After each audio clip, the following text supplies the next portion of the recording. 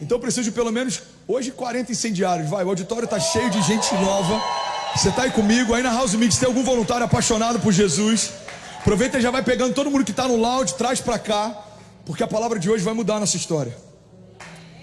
Jesus, eu quero falar sobre um princípio fundamental, que eu percebi que ele tem roubado mais pessoas da plenitude de Deus, até do que batalhas exteriores ou algumas crises na sua jornada de fé. Existem autossabotagens que param a gente mais até do que algumas tentativas de sabotagem do inferno. É por isso que muitas vezes o inferno não vai nem tentar parar você, ele só vai tentar confundir você, porque você, quando está confuso, você mesmo se para. Você, quando está confuso, você mesmo se sabota, você mesmo aborta sonhos de Deus para você. Então eu quero falar sobre um princípio fundamental. Irmão, esse princípio, quando não é honrado, ele inclusive impossibilita Deus de fazer aquilo que ele gostaria de fazer. Então, um conselho de amigo, ouça, porque isso pode mudar a tua história hoje. Você está comigo? Diga amém. Eu quero pregar hoje sobre honra, o princípio da honra. Eu vou falar sobre algumas esferas em que a gente entender esse princípio pode liberar o sobrenatural, e não entendimento desse princípio pode sabotar o que Deus tem para você e para a tua casa. Alguém quer ouvir? Diga amém. Primeira coisa que eu quero compartilhar, irmão, guarda isso, é que não viver o princípio da honra sabota a plenitude de Deus sobre você. E se você quiser, pode tirar algumas anotações, take notes, pastor. E se Deus falar com você em algum momento, eu queria te convidar, reage a isso. Se você estiver queimando por dentro em algum momento da palavra, fica de pé no teu lugar, libera isso, reage, diga, preach, pastor, come on, so good, Jesus. Amém? Você está comigo? Vamos incendiar esse lugar, irmão, vamos incendiar esse lugar.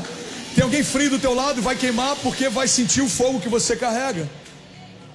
Tem uma frase do pastor Drummond Lacerda que eu sou apaixonado. Ele diz o seguinte: a plenitude de Deus está esperando você crescer.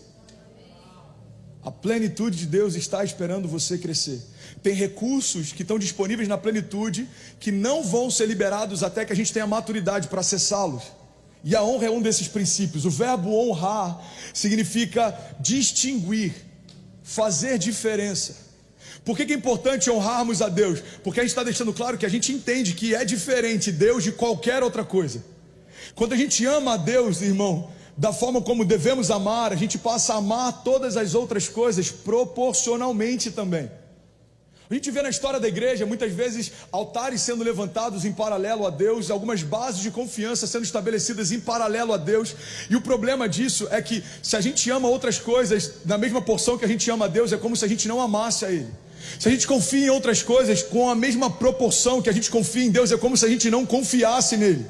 É o que a palavra diz: alguns confiam em carros, outros em cavalos, mas eu confio no Deus da minha salvação. Em outro momento o salmista diz: eu elevo os meus olhos aos montes, de onde vem o meu socorro? Naquele contexto, irmão, existiam várias imagens que representavam outros deuses pagãos.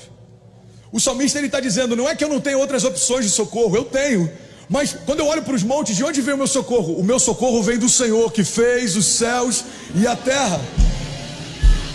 Então esse pluralismo que a gente está vendo nos tempos de hoje, irmão, isso vai parar muita gente. Se a igreja se tornar genérica no que diz respeito à questão de gênero, ao que diz respeito à estrutura familiar tradicional, ao que diz respeito a projetos e sonhos de Deus, ao que diz respeito à santidade, perdemos o poder e a autoridade de ministrar em nome de Jesus. Um pouco de graça com um pouco de lei é como graça e lei nenhuma. Um pouco de santidade com um pouco de mundanismo é como santidade nenhuma. Então não dá para a gente diluir, irmão. Você está comigo? Diga amém. Então o verbo honrar significa distinguir, fazer diferença. Deus de todas as outras coisas. A honra significa reconhecer que algo é extraordinário, valioso, precioso. Eu estou estabelecendo alguns fundamentos sobre o significado de honra e depois eu quero trazer uma aplicação prática para a tua história, amém? Conselho de amigo: não se distraia. Irmão, se a honra significa reconhecer que é algo extraordinário, o oposto também se aplica. Desonra significa tratar algo como se fosse ordinário, sem nada de especial, sem nada de mais. E é por isso que você vai ver sempre o teu pastor, o pastor dessa igreja, inquieto, quando na comunidade que ele lidera, não existe uma posição de honra como deveria, quando a presença de Deus se manifesta. É por isso que em alguns momentos você já me viu subir aqui com uma fúria santa, dizendo, gente, pelo amor de Deus, ou a gente honra a presença de Deus aqui, ou então a gente fecha as portas e vai para casa. Por que isso? Porque eu entendi um princípio. Honrar a presença significa reconhecer que ela é extraordinária, valiosa, preciosa. Você está comigo? Diga amém, nada mais importa. 1 Samuel 2,30 diz, eu honrarei aqueles que me honram, mas aqueles que me desprezam serão tratados com desprezo. Então vamos lá, vamos começar? Primeiro princípio sobre honra, guarda isso. A honra libera o favor de Deus. Você pode declarar isso comigo? Diga, a honra libera o favor de Deus.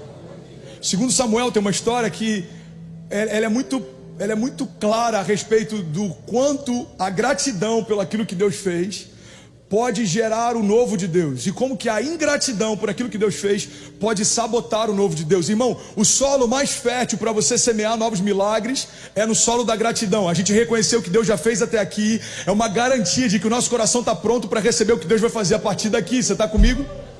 Não, vocês não estão comigo. Tem alguém que está comigo aqui, gente? Pelo amor de Deus. 2 Samuel 6,14 diz assim, Davi, vestindo o colete sacerdotal de linho, foi dançando com todas as suas forças perante o Senhor, enquanto ele e todos os israelitas levavam a arca do Senhor ao som de gritos, de alegria e de trombetas. Aconteceu que, entrando a arca do Senhor na cidade de Davi, Mical, filha de Saul, observava de uma janela. E ao ver o rei Davi dançando e comemorando perante o Senhor, ela o desprezou em seu coração. De um lado a gente tem um rei feliz porque a presença de Deus está de volta na cidade. A gente tem homens gritando de alegria, a gente tem músicos, a gente tem festa. Do outro lado, a gente tem alguém que observa da janela esse mover e despreza o que viu. Pega essa chave, irmão. Você normalmente vai perceber que pessoas que desprezam o que Deus está fazendo estão distantes demais do mover para entender o que Deus está fazendo.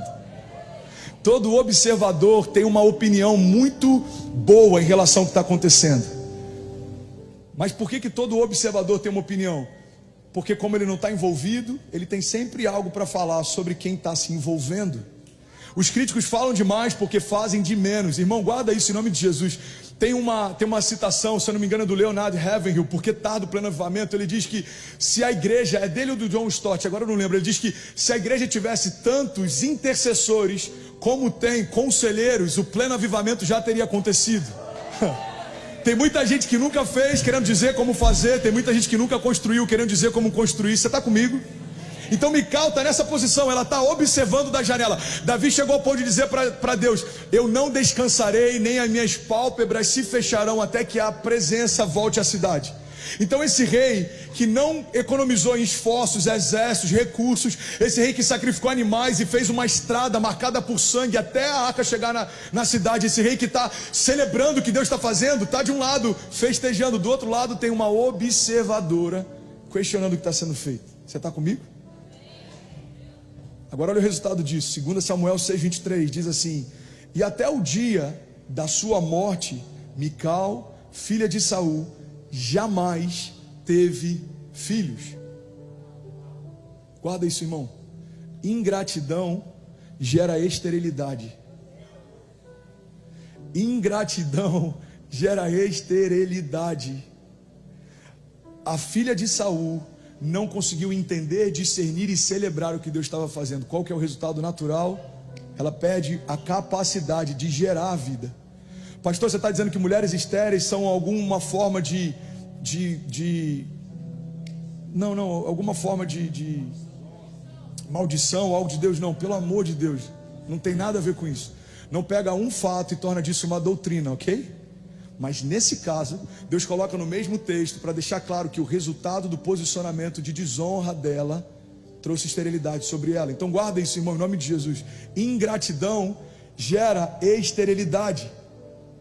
Sabe o que eu acho mais incrível? É que quando Jesus estabelece a ceia, a igreja acabou transformando isso por um período num ato religioso. A gente faz a gente não sei lá, talvez não pecar ou não se sentir sujo, quando na verdade é Uai, seu app de vídeos curtos.